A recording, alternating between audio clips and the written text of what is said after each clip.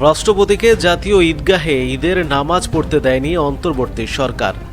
রাষ্ট্রপতি মোহাম্মদ শাহাবুদ্দিন গত 2 ঈদের নামাজে জাতীয় ঈদগাহ ময়দানে আদায় করতে পারেননি।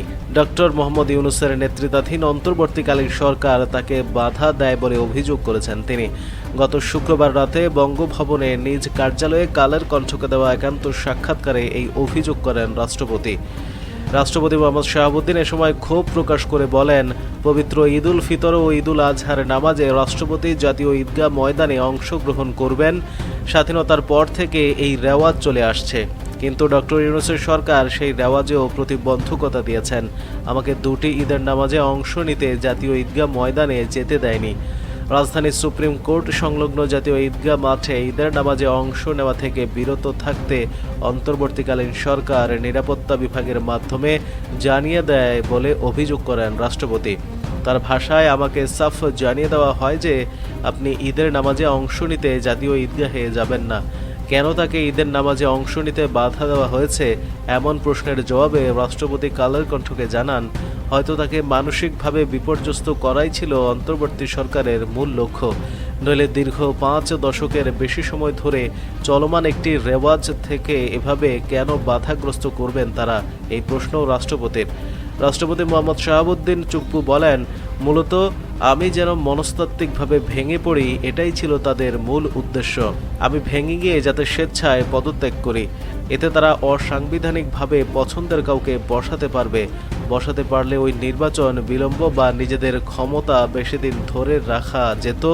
নিজেদের রাষ্ট্রপতি হলে যা ইচ্ছা তাই করা যায়, এই ভাবনা থেকেও তারা এই ধরনের আচরণ করতে পারে বলে আমার অনুমান। অন্যদিকে আরেক অভিযোগে রাষ্ট্রপতি বলেছেন, চিকিৎসার জন্য রাষ্ট্রপতিকে বিদেশ সফরেও বাধা দেয় অন্তর্বর্তী সরকার। চিকিৎসার জন্য বিদেশ সফরের ক্ষেত্রে অন্তর্বর্তী সরকার বাধা হয়ে দাঁড়িয়েছিল বলে বিস্ফোরক মন্তব্য করেছেন রাষ্ট্রপতি মোহাম্মদ শাহাবুদ্দিন।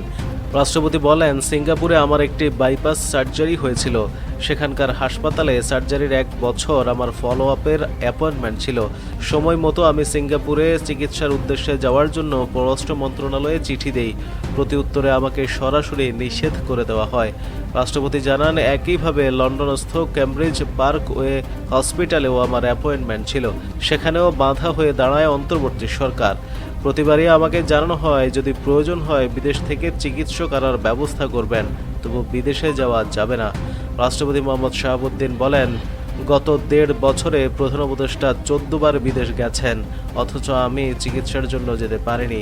মূলত আমি যেন মনস্তাত্ত্বিকভাবে ভেঙে পড়ি, এটাই ছিল তাদের মূল উদ্দেশ্য। আমি ভেঙে গিয়ে যাতে স্বেচ্ছায় পদত্যাগ করি।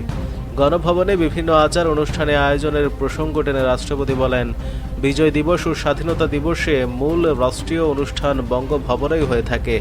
দীর্ঘদিনের রেওয়াজ অনুযায়ী আমরা এই দিবসগুলো বঙ্গভবনে আয়োজন করি। জাঁকজমকপূর্ণ অনুষ্ঠান হয়। আমরা আনুষ্ঠানিকভাবে প্রধান উপদেষ্টাকে দাওয়াত দিয়েছি, কিন্তু তিনি আসেননি। এর আগে সরকার প্রধানরা প্রায় প্রতিটি অনুষ্ঠানে অংশ নিয়েছেন বলে জানান তিনি। যদিও সাংবিধানিকভাবে এ বিষয়ে কোনো ধরাবাধা নেই, তবে এটি সৌজন্যবোধের বিষয়। রাষ্ট্রপতির ভাষায়, আমাকে সরিয়ে দিতে পারলে তারা অসাংবিধানিকভাবে পছন্দের কাউকে বসাতে পারবে।